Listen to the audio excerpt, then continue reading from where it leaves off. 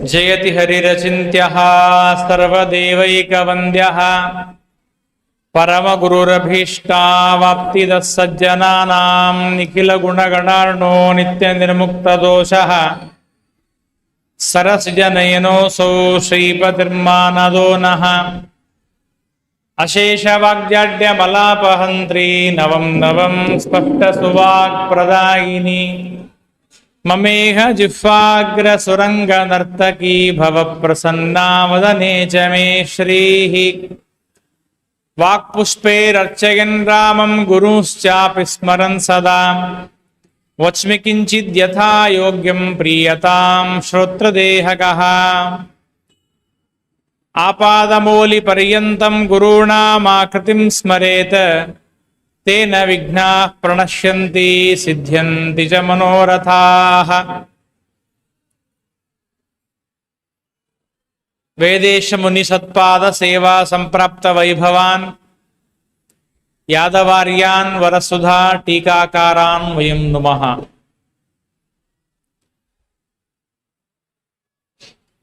ಯಾದವಾರ್ಯರ ಹಾಗೂ ಶ್ರೀನಿವಾಸ ತೀರ್ಥರ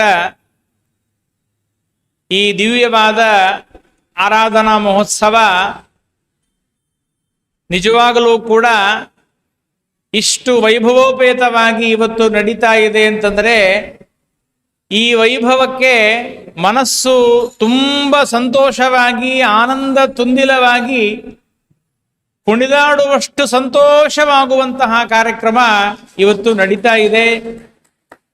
ಪ್ರಾಯ ಬೇರೆ ಯಾವ ಊರಿನಲ್ಲೂ ಕೂಡ ಇಷ್ಟು ವೈಭವೋಪೇತವಾಗಿ ಆ ಯಾದವಾರ್ಯರ ಶ್ರೀನಿವಾಸ ತೀರ್ಥರ ಆರಾಧನೆ ನಡೆಯುತ್ತೆ ಅಂತ ನನಗೆ ಅನಿಸ್ತಾ ಇಲ್ಲ.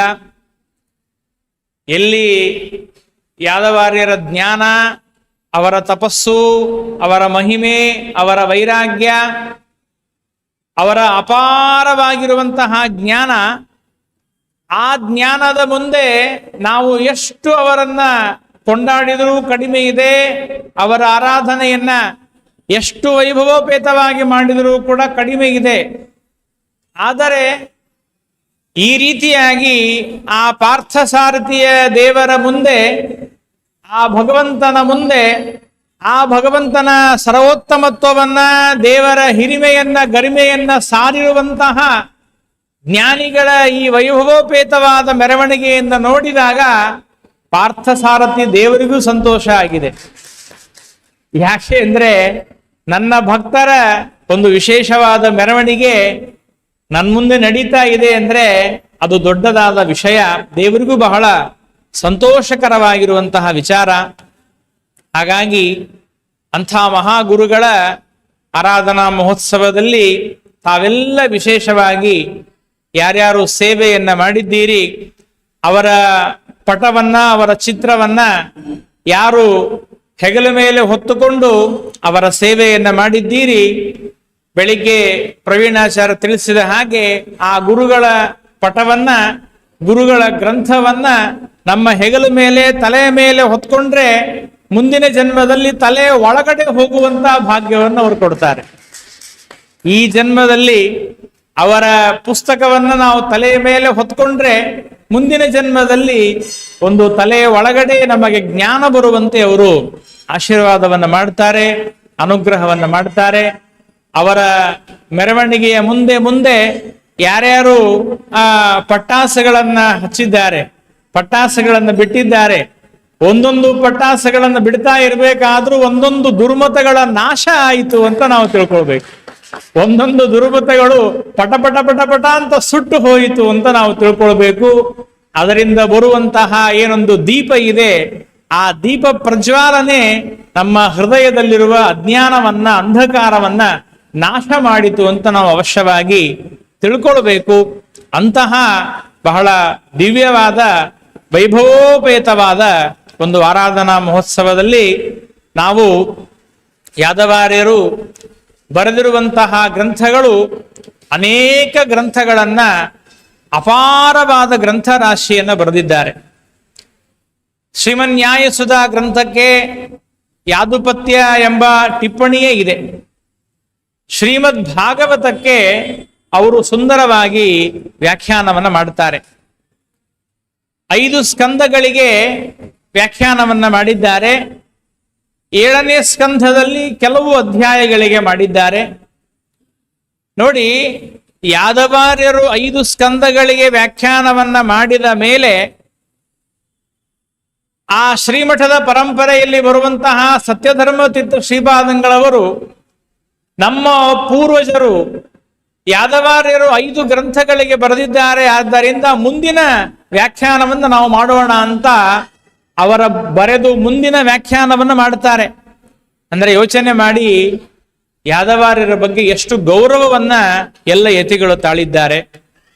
ಅಂತಹ ಮಹಾನುಭಾವರು ಬರೆದಿರುವಂತಹ ಶ್ರೀಮದ್ ಭಾಗವತದ ಒಂದೇ ಒಂದು ವಿಷಯವನ್ನ ನಾನು ಹೇಳಿ ಮುಕ್ತಾಯ ಮಾಡ್ತೇನೆ. ನೋಡಿ, ಪ್ರಥಮ ಸ್ಕಂದದಲ್ಲಿ ಒಂದು ಮಾತು ಬರುತ್ತೆ, ಭಗವಂತನ ಆ ನಾಮದಲ್ಲಿ ಎಂಥ ಮಹತ್ವ ಇದೆ. ಅಲ್ಲಿ ಹೇಳ್ತಾರೆ, ಭಗವಂತನ ಈ ನಾಮಸ್ಮರಣೆಯನ್ನ ಮಾಡೋದರಿಂದ ಎಷ್ಟೆಲ್ಲ ಪಾಪಗಳು ನಮಗೆ ಪರಿಹಾರವಾಗ್ತವೆ. ಆಪನ್ನಃ ಸಂಸೃತಿಂ ಘೋರಾಂ ಎನ್ನಾಮ ವಿವಶೋ ಗೃಣನ್ ತತಃ ಸದ್ಯೋ ವಿಮುಚ್ಚೇತ ಎಂ ಬಿಭೇತಿ ಸ್ವಯಂ ಭವಃ. ಅಲ್ಲಿ ವೇದವ್ಯಾಸದೇವರೇನು ಹೇಳ್ತಾ ಇದ್ದಾರೆ ಅಂದ್ರೆ, ಘೋರಾಂ ಸಂಸೃತಿ ಮಾಪನ್ನಃ, ಅತ್ಯಂತ ಘೋರವಾಗಿರುವಂತಹ ಈ ಸಂಸಾರ, ಈ ಸಂಸಾರದಲ್ಲಿ ಇರುವಂತಹ ವ್ಯಕ್ತಿ ತಾನು ಎನ್ನಾಮ ವಿವಶೋ ಗೃಣನ್, ಯಾವ ಪರಮಾತ್ಮನ ನಾಮವನ್ನ, ದೇವರ ನಾಮಸ್ಮರಣೆಯನ್ನ ವಿವಶನಾಗಿ ಮಾಡ್ತಾನೆ. ವಿವಶನಾಗಿ ಮಾಡೋದು, ವಿವಶ ಅಂದ್ರೆ ಅರ್ಥ ಏನು? ವಿವಶನಾಗೋದು ಅಂದ್ರೆ ಪರವಶನಾಗೋದು. ಪರವಶನಾಗೋದು ಅಂದ್ರೆ ಸಾಮಾನ್ಯವಾಗಿ ಯಾವಾಗ ಮನುಷ್ಯ ಪರವಶನಾಗ್ತಾನೆ, ತನ್ನ ದೇಹದ ಮೇಲೆ ಕಂಟ್ರೋಲ್ ಅನ್ನ ಯಾವಾಗ ಕಳ್ಕೊಳ್ತಾನೆ, ಯಾವಾಗ ಕಳ್ಕೊಳ್ತಾನೆ ಅಂದ್ರೆ ತಾವೆಲ್ಲ ನೋಡ್ತಿರಬಹುದು, ರೋಡ್ ಮೇಲೆ ಬಿದ್ದಿರ್ತಾರಲ್ಲ, ಯಾವಾಗ ತಾವು ಕುಡಿದು ಕೆಳಗಡೆ ಬೀಳ್ತಾರಲ್ಲ ಅವರು ಪರವಶರಾಗಿರ್ತಾರೆ.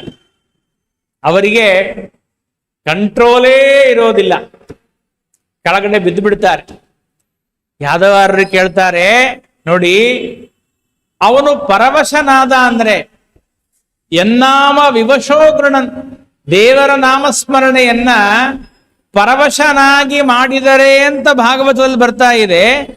ಪರವಶನಾದಾಗ ದೇವರ ನಾಮಸ್ಮರಣೆ ಬರೋದೇ ಇಲ್ಲ ಅವನಿಗೆ. ಎಲ್ಲಿ ಬರುತ್ತೆ? ಪರವಶನಾದಾಗ ದೇವರ ನಾಮಸ್ಮರಣೆ ಹೇಗ್ ಮಾಡ್ತಾನೆ? ಅವನಿಗೆ ತಂದೆ ತನಗೆ ನೆನಪಿರೋದಿಲ್ಲ, ತಾನ್ಯಾರು ಅಂತ ಗೊತ್ತಿರೋದಿಲ್ಲ, ಹಾಗೆ ಬಿದ್ದಿರ್ತಾನೆ. ಹಾಗಿರುವಾಗ ಅವನು ದೇವರ ನಾಮಸ್ಮರಣೆ ಹೇಗ್ ಮಾಡ್ತಾನೆ ಅಂದ್ರೆ, ಅದಕ್ಕೆ ಯಾದವಾರರು ಹೇಳ್ತಾರೆ, ಇಲ್ಲಿ ವಿವಶಃ ಅನ್ನೋ ಶಬ್ದಕ್ಕೆ ನೀವೆಲ್ಲ ತಿಳಿದ ವಿವಶ ಅಂತ ಅರ್ಥ ಅಲ್ಲ, ನೀವೆಲ್ಲ ತಿಳಿದಿರುವಂತೆ ವಿವಶನಲ್ಲ. ವಿ ಅಂದ್ರೆ ವಿಪಕ್ಷಿ ಪರಮಾತ್ಮನೋಹೋ, ವಿ ಅಂದ್ರೆ ಪರಮಾತ್ಮ, ವಶ ಅಂದ್ರೆ ಪರಮಾತ್ಮನ ವಶನಾಗಿ, ಪರಮಾತ್ಮನಲ್ಲೇ ಮನಸ್ಸಿಟ್ಟು ಪರಮಾತ್ಮನಲ್ಲೇ ನಿರಂತರವಾಗಿ ಧ್ಯಾನ ಮಾಡ್ತಾ ಯಾರು ಭಗವಂತನ ನಾಮಸ್ಮರಣೆಯನ್ನ ಮಾಡ್ತಾನೋ ಅವನು ತತಸ್ಸದ್ಯೋ ವಿಮುಚ್ಚೇತ, ಬೇಗನೆ ಮುಕ್ತನಾಗ್ತಾನೆ. ಅಥವಾ ಇನ್ನೊಂದು ವಿ ಅನ್ನುವ ಶಬ್ದಕ್ಕೆ ಇನ್ನೊಂದು ಅರ್ಥವನ್ನು ಬರೀತಾರೆ ಯಾದವಾರ್. ಹೇಳ್ತಾರೆ, ವಿ ಅಂದ್ರೆ ವಿಷಯಗಳು, ನಮ್ಮನ್ನ ಎಳೆದುಕೊಂಡು ಹೋಗುವಂತಹ ಏನೆಲ್ಲ ವಿಷಯಗಳಿದೆಯಲ್ಲ, ಶಬ್ದ ಸ್ಪರ್ಶ ರೂಪ ರಸಗಂಧಗಳು ನಮ್ಮನ್ನ ಎಳಿತದೆ, ಅವುಗಳಿಗೆ ವಶನಾಗದೆ, ಅವುಗಳಿಗೆ ವಿಗತಃ ವಶಃ, ಅವುಗಳಿಗೆ ವಶನಾಗದೆ, ಇಂದ್ರಿಯಗಳಿಗೆ ವಶನಾಗದೆ, ಆ ಇಂದ್ರಿಯಗಳಿಗೆ ಬೇಕಾಗುವಂತಹ ಏನೇನು ವಿಷಯಗಳಿದೆ ಆ ವಿಷಯಗಳಿಗೆ ವಶನಾಗದೆ ಯಾವಾಗಲೂ ದೇವರ ನಾಮಸ್ಮರಣೆಯನ್ನು ಯಾರು ಮಾಡ್ತಾನಲ್ಲ ಅವನು ಮುಕ್ತನಾಗ್ತಾನೆ ಅಂತ ಅರ್ಥವೇ ಹೊರತು ವಿವಶ ಅನ್ನೋ ಶಬ್ದಕ್ಕೆ ಸಾಮಾನ್ಯವಾದ ಮೇಲ್ನೋಟದ ಅರ್ಥವನ್ನು ತಗೊಳ್ಬೇಡ್ರಿ ಅಂತಾರೆ. ಅಲ್ಲಿ ಹೇಳುವಾಗ ಎಂತಹ ಉತ್ತಮವಾದ ಮಾತನ್ನು ಹೇಳ್ತಾರೆ. ಶ್ರೀಮದ್ ಆಚಾರ್ಯರು ಅಲ್ಲಿ ನಮಗೆ ಒಂದು ಪ್ರಮಾಣವನ್ನು ಕೊಡ್ತಾರೆ. ನಾವು ಯಾವಾಗ ದೇವರಲ್ಲಿ ವಿಶಿಷ್ಟವಾಗಿ ದೇವರಲ್ಲಿ ನಾವು ಧ್ಯಾನವನ್ನು ಮಾಡ್ತೇವೆ, ಯಾವಾಗ ನಮಗೆ ದೇವರನ್ನು ಧ್ಯಾನ ಮಾಡಲಿಕ್ಕಾಗತ್ತೆ, ಯಾವಾಗ ದೇವರ ಧ್ಯಾನ ಮಾಡಲಿಕ್ಕಾಗತ್ತೆ ಅಂದ್ರೆ ಅವ್ರು ಹೇಳ್ತಾರೆ, ಶಾರೀರಾದ್ ವಾಚಿಕಾಭ್ಯಾಸ ವಾಚಿಕಾನ್ ಮಾನಸೋ ಭವೇತ್ ಮಾನಸಾನ್ ವಿವಶಾನ್ ಮುಕ್ತಿ ನಾನ್ಯಥಾತು ಕಥಂಚನ. ಶ್ರೀಮದಾಚಾರ್ಯ ಹೇಳ್ತಾರೆ, ಮೊದಲು ನಾವು ವಿವಶರಾಗಬೇಕಾದರೆ, ದೇವರಲ್ಲಿ ವಶನಾಗಬೇಕಾದರೆ, ದೇವರ ವಶನಾಗೋದು ಅಂದ್ರೆ ದೇವರಲ್ಲಿ ಅಖಂಡಿತವಾಗಿ ಮನಸ್ಸನ್ನು ನಾವು ಇಡಬೇಕಾದ್ರೆ ಮೊದಲು ಏನೇನು ಪ್ರಯತ್ನ ಮಾಡಬೇಕು ಅಂದ್ರೆ, ಮೊದಲು ಶಾರೀರಿಕವಾಗಿ ದೇವರ ಸೇವೆಯನ್ನು ಮಾಡಬೇಕು. ಇವತ್ತೇನು ತಾವೆಲ್ಲ ಬೆಳಗ್ಗಿಂದ ಸಾಯಂಕಾಲದವರೆಗೆ ಮಾಡಿದ್ದೀರಲ್ಲ, ಶಾರೀರಿಕವಾಗಿರುವಂತಹ ಅಭ್ಯಾಸ. ಶರೀರದಿಂದ ನಮಗೆ ಎಷ್ಟು ಸಾಧ್ಯವಾಗುತ್ತೋ ಅಷ್ಟು ಪರಮಾತ್ಮನ ವಿಶೇಷವಾದ ಸೇವೆಯನ್ನು ಮಾಡೋದು, ಶಾರೀರಿಕವಾದ ಸೇವೆ. ದೇವರ ಮಂದಿರ ಮಾರ್ಜನವನ್ನು ಮಾಡೋದು, ದೇವರಿಗೆ ಪ್ರದಕ್ಷಿಣೆಯನ್ನು ಮಾಡೋದು, ನಮಸ್ಕಾರ ಮಾಡೋದು, ದೇವರ ಆ ಗುರುಗಳ ಪಲ್ಲಕ್ಕಿಯನ್ನ ಹೊತ್ಕೊಳ್ಳೋದು, ರಥೋತ್ಸವವನ್ನು ಮಾಡೋದು, ಇತ್ಯಾದಿ ಇತ್ಯಾದಿ ಎಲ್ಲ ಶಾರೀರಿಕವಾಗಿ ದೇವರ ಸೇವೆಯನ್ನ ಮಾಡಿ ಮಾಡಿ ಮಾಡಿ ಮಾಡಿ ಆಮೇಲೆ ನಾವು ದೇವರನ್ನ ವಾಚನಿಕವಾದ ಅಭ್ಯಾಸ ಅಂದ್ರೆ ಮಾತಿನಿಂದ ದೇವರನ್ನು ಹೊಗಳೋದು. ಎಷ್ಟು ಸಾಧ್ಯವೋ ಅಷ್ಟು ಪರಮಾತ್ಮನ ಆ ಗಾನಗಳನ್ನ, ದೇವರ ಕೃತಿಗಳನ್ನ, ದಾಸರ ಪದಗಳನ್ನ ಗಾನ ಮಾಡೋದು. ಅದಾದ ಮೇಲೆ ವಾಚಿಕಾನ್ ಮಾನಸಾಭ್ಯಾಸ, ಅದಾದ ಮೇಲೆ ನಮಗೆ ಶಾರೀರಿಕವಾದ ಅಭ್ಯಾಸ ಪೂರ್ಣವಾಗಿ ಬಂದ ಮೇಲೆ, ವಾಚಿಕವಾದ ಅಭ್ಯಾಸ ಚೆನ್ನಾಗಿ ಬಂದ ಮೇಲೆ, ಆಮೇಲೆ ನಮಗೆ ಮನಸ್ಸಿನಲ್ಲಿ ದೇವರು ಸ್ವಲ್ಪ ನಿಲ್ಲೋದಕ್ಕೆ ನಮಗೆ ಅನುಗ್ರಹ ಮಾಡ್ತಾನೆ. ಪ್ರಯತ್ನ ಮಾಡಿದರೆ ದೇವರನ್ನ ಮನಸ್ಸಲ್ಲಿ ಇಟ್ಕೊಳ್ಬೋದು. ಆಗ ಶಾರೀರಾದ್ ವಾಚಿಕಾಭ್ಯಾಸ ವಾಚಿಕಾನ್ ಮಾನಸೋ ಭವೇತ್ ಮಾನಸಾದ್ ವಿವಶಾನ್ ಮುಕ್ತಿ. ಮಾನಸಿಕವಾದ ಅಭ್ಯಾಸವನ್ನು ನಿರಂತರವಾಗಿ ನಾವು ಮಾಡಿ ಮಾಡಿ ಮಾಡಿ ಮಾಡಿ ಅನಾಯಾಸವಾಗಿ ದೇವರ ಧ್ಯಾನ ಮಾಡ್ಲಿಕ್ಕೆ ಯಾವಾಗ ಬರುತ್ತಲ್ಲ, ಆಗ ದೇವರ ವಶವಾಗ್ತೇವೆ. ಆಮೇಲೆ ನಮಗೆ ಮೋಕ್ಷ. ಆ ಮಾತನ್ನ ಇಲ್ಲಿ ನಮಗೆ ಹೇಳ್ತಾ ಇದ್ದಾರೆ. ಹಾಗಾಗಿ ಭಗವಂತನ ನಾಮಸ್ಮರಣೆಯನ್ನು ನಾವು ಮಾಡಬೇಕಾದರೆ, ದೇವರ ನಾಮಸ್ಮರಣೆಯನ್ನು ಮಾಡೋದರಿಂದ ನಮಗೆ ಮೋಕ್ಷವೇ ಆಗತ್ತೆ ಅಂತ ದಾಸರು, ಪುರಂದರದಾಸರು ಹೇಳಿದ್ರಲ್ಲ, ಸುಲಭದ ಮುಕ್ತಿಗೆ ಸುಲಭವೆಂದೆನಿಸುವ ಜಲರುಹನಾಭನ ನೆನೆ ಮನವೇ ಕಲಿಯುಗದೊಳು ಹರಿನಾಮವ ನೆನೆದರೆ ಕುಲಕೋಟಿಗಳು ಧರಿಸುವವು. ಸುಲಭದ ಮುಕ್ತಿಗೆ ಸುಲಭವೆಂದೆನಿಸುವ ಜಲರುಹನಾಭನ ನೆನೆ ಮನವೇ. ನೋಡಿ, ಸುಲಭದ ಮುಕ್ತಿಗೆ ಸುಲಭವೆಂದೆನಿಸು, ಮೋಕ್ಷವೇ ಅತ್ಯಂತ ಸುಲಭ. ದೇವರು ಹೇಳಿದ, ತಸ್ಯಾಹಂ ಸುಲಭ ಪಾರ್ಥ ನಿತ್ಯಯುಕ್ತಸ್ಯ ದೇಹಿನಃ. ನಾನೆಲ್ಲರಿಗೂ ಸುಲಭ, ಸರಳವಾಗಿ ಸಿಗ್ತೇನೆ. ಸರಳವಾಗಿ ಯಾವಾಗ ಸಿಗ್ತಾನೆ ಅಂದರೆ, ನಮ್ಮ ಮನಸ್ಸು ಪರಮಾತ್ಮನನ್ನ ಚೆನ್ನಾಗಿ ಧ್ಯಾನ ಮಾಡಲು ಸಮರ್ಥವಾಗಬೇಕು. ಅನಾಯಾಸೇನ ಧ್ಯಾನ ಮಾಡಲು ಸಮರ್ಥವಾದಾಗ ಮಾತ್ರ ದೇವರು ನಮಗೆ ಸುಲಭ, ಅತ್ಯಂತ ಸುಲಭ ಸುಲಭ ಅಂತ ಹೇಳಿ ನಾವು ಏನನ್ನೋ ಧ್ಯಾನ ಮಾಡ್ತಾ ದೇವರ ನಾಮಸ್ಮರಣೆಯನ್ನ ಮಾಡಿದ್ರೆ ನಮಗೆ ಮೋಕ್ಷ ಸಿಗೋದಿಲ್ಲ.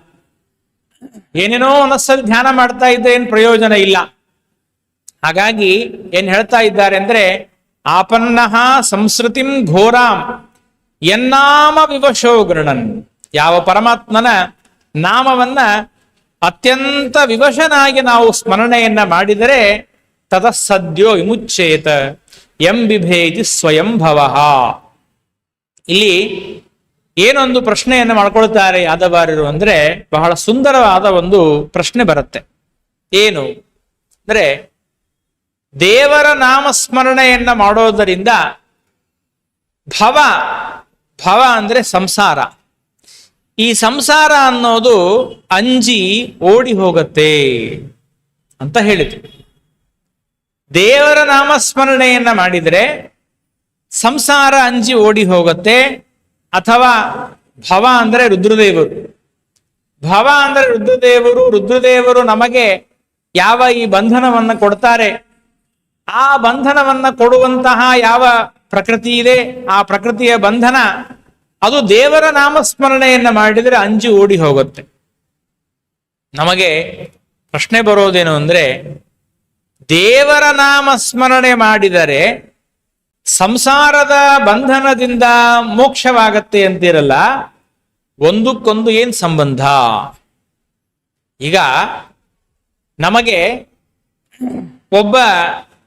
ನಮಗೆ ತುಂಬಾ ಬೇಕಾದವನು ಒಬ್ಬನು ಜೈಲಿನಲ್ಲಿ ಇದ್ದಾನೆ. ಜೈಲಿನಲ್ಲಿ ಇರುವಂತಹ ಒಬ್ಬ ವ್ಯಕ್ತಿಯನ್ನ ಬಿಡಿಸ್ಬೇಕಾದರೆ ನಾವು ಎಲ್ಲಿ ಹೋಗ್ಬೇಕು? ಯಾವ ಡಿಪಾರ್ಟ್ಮೆಂಟ್ಗೆ ಹೋದ್ರೆ ನಮಗೆ ಅವನನ್ನು ಬಿಡಿಸ್ಲಿಕ್ಕೆ ಆಗತ್ತೆ ಅಂದ್ರೆ ಪೊಲೀಸರ ಹತ್ರ ಹೋಗ್ಬೇಕು. ಪೊಲೀಸರ ಹತ್ರ ಹೋದ್ರೆ ಅವನನ್ನು ಬಿಡಿಸ್ಲಿಕ್ಕೆ ಆಗತ್ತೆ. ನೀವು ಅದು ಬಿಟ್ಟು ಒಬ್ಬ ಟೀಚರ್ ಹತ್ರ ಬಂದ್ರೆ, ಒಬ್ಬ ಮ್ಯಾಥ್ಸ್ ಟೀಚರ್ ಹತ್ರ ಬಂದು ನಮ್ಮ ಹುಡುಗ ಅಲ್ಲಿ ಜೈಲಲ್ಲಿದ್ದಾನೆ ಬಿಡಿಸ್ರಿ ಅಂತ ಹೇಳಿದ್ರೆ ಸಂಬಂಧವೇ ಇಲ್ಲ. ಯಾರಿಗೇನ್ ಸಂಬಂಧವೋ, ಯಾರು ಯಾವ ಡಿಪಾರ್ಟ್ಮೆಂಟ್ ಅಲ್ಲಿ ಇರ್ತಾರೋ ಅವರ ಹತ್ತಿರ ಹೋದ್ರೆ ಅವರವರನ್ನು ಬಿಡಿಸ್ತಾರೆ.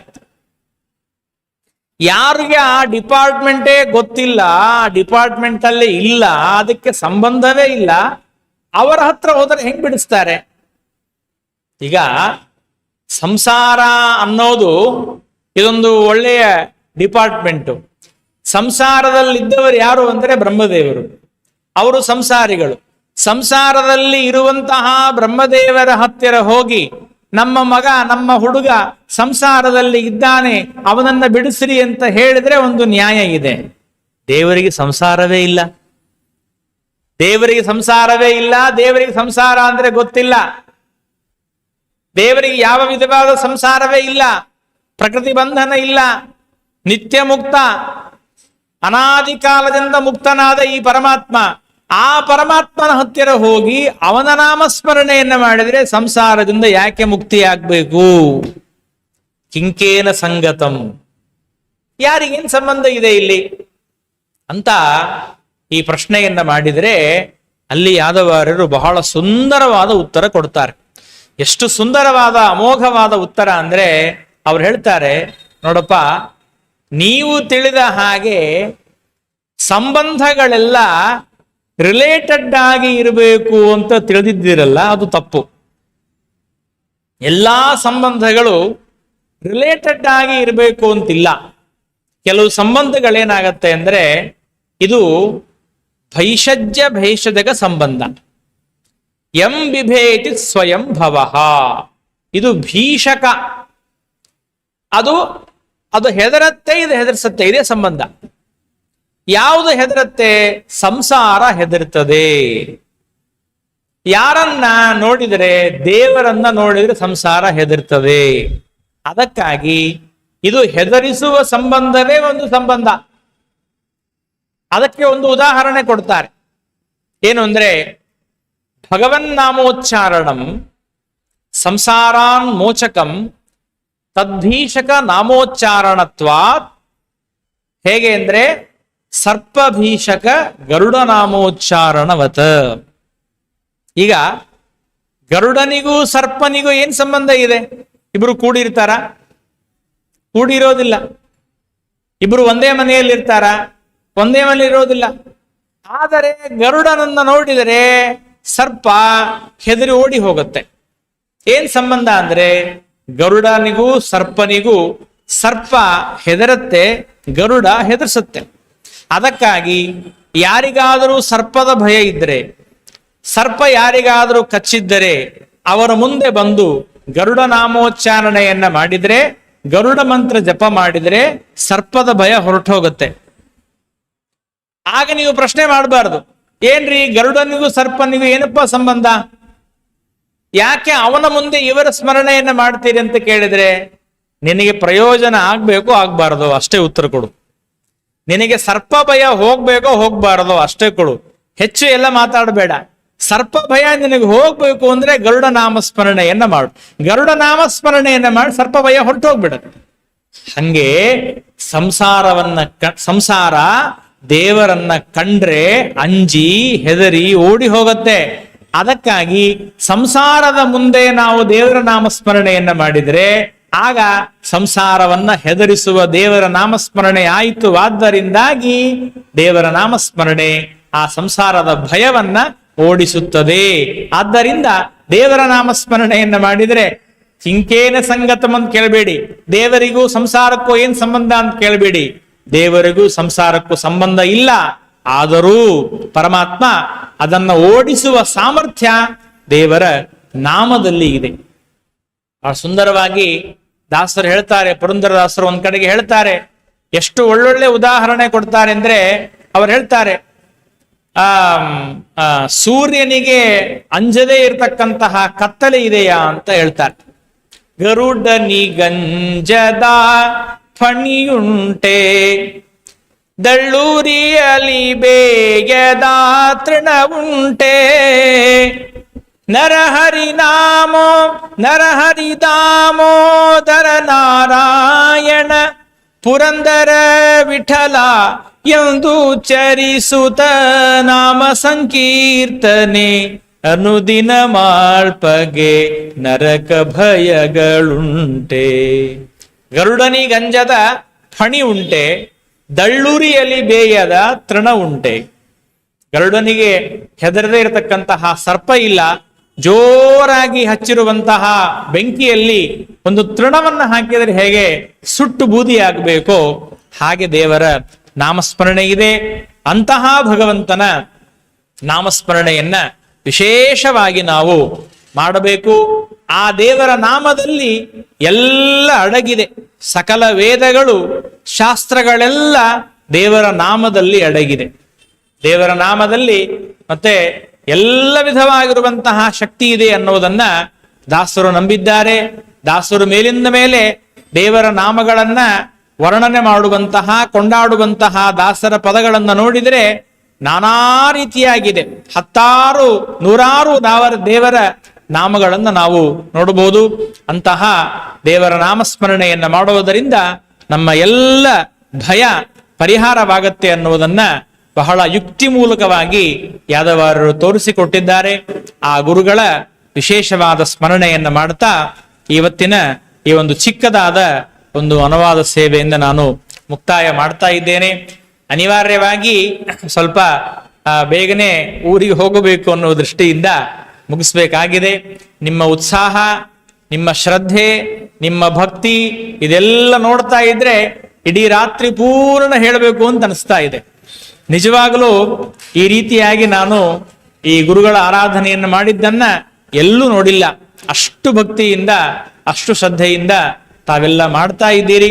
ಅದಕ್ಕೋಸ್ಕರವಾಗಿ ನಿಮ್ಮಲ್ಲಿ ಹಾಗೂ ಇಲ್ಲಿಯ ವ್ಯವಸ್ಥಾಪಕರಾದ ಪಂಡಿತ ಪ್ರವೀಣ್ ಆಚಾರ್ಯರಲ್ಲಿ ನಾನು ಕ್ಷಮೆಯನ್ನ ಕೇಳ್ತಾ ಇದ್ದೇನೆ. ಹೆಚ್ಚು ಹೊತ್ತು ಅನುವಾದ ಮಾಡಬೇಕಾಗಿತ್ತು, ಕೆಲವು ಅನಿವಾರ್ಯ ಕಾರಣಗಳಿಂದ ಸ್ವಲ್ಪ ಈ ಕಾರ್ಯಕ್ರಮವನ್ನು ಇಲ್ಲಿಗೆ ನಾನು ಮುಕ್ತಾಯ ಮಾಡ್ತಾ ಇದ್ದೇನೆ.